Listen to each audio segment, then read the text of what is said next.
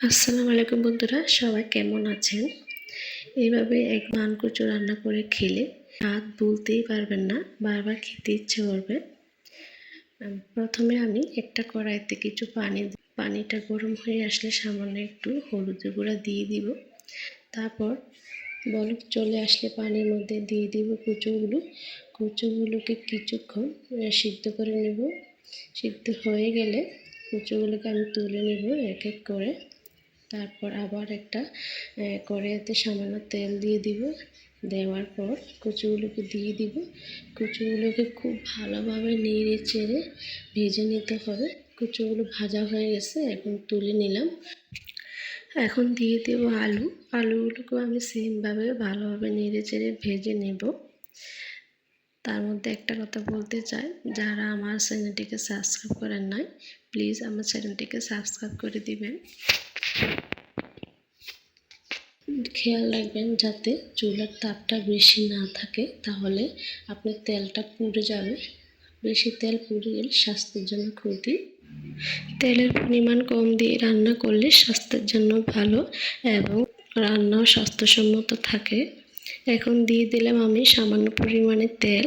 তারপর দিয়ে দিলাম জিরে, 2টি লাল মরিচ, 1টি তেজপাতা।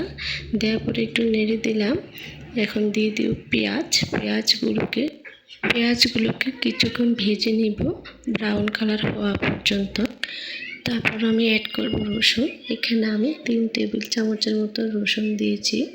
রসুনগুলোকে দেওয়ার পর খুব ভালোভাবে ভেজে নিতে হবে, একদম ব্রাউন কালার হওয়া পর্যন্ত ভাজতে হবে।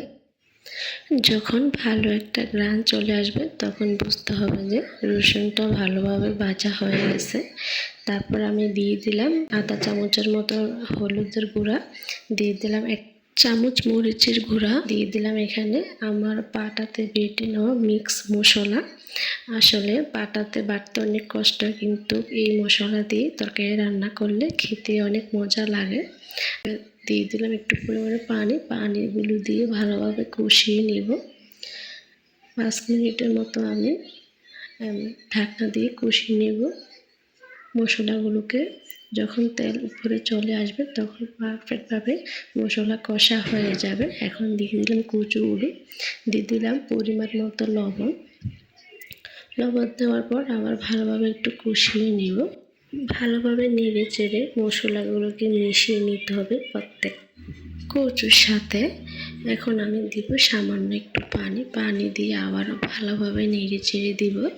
ভালোভাবে নেড়ে চেড়ে এটাকে আমি কিছুক্ষণের জন্য কষানোর জন্য ঢেকে দিব। এখানে আমি 2 থেকে 3 মিনিটের মতো কষিয়ে নেব।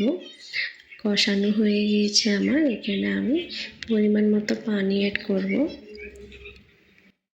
এখানে বেশি পরিমাণে পানি দেওয়া যাবে না, কারণ যখন কচুগুলোকে ভেজে নিয়েছি তখনই প্রায় সিদ্ধ হয়ে গিয়েছে, তাই পরিমাণ মতো পানি দিতে হবে।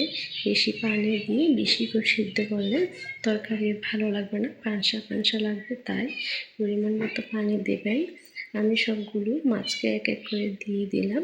মাছ দেওয়ার পর একটু নেড়ে দিব মাছগুলোকে, তারপর ঢেকে দিব 5 মিনিটের জন্য। 5 মিনিট সিদ্ধ করে নিলে আমার হয়ে যাবে।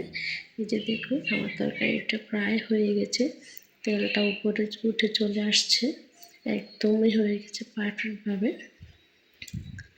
আর তরকারিটার মধ্যে এত একটা ঘ্রাণ বের হয়েছে যে মন চায় এখনই আমি খেয়ে ফেলি। আপনারাও ট্রাই করে দেখবেন, আসলে খুবই মজাদার। ঘরে মশলা বেটে তরকারি রান্না করলে এটা স্বাদই অন্যরকম লাগে।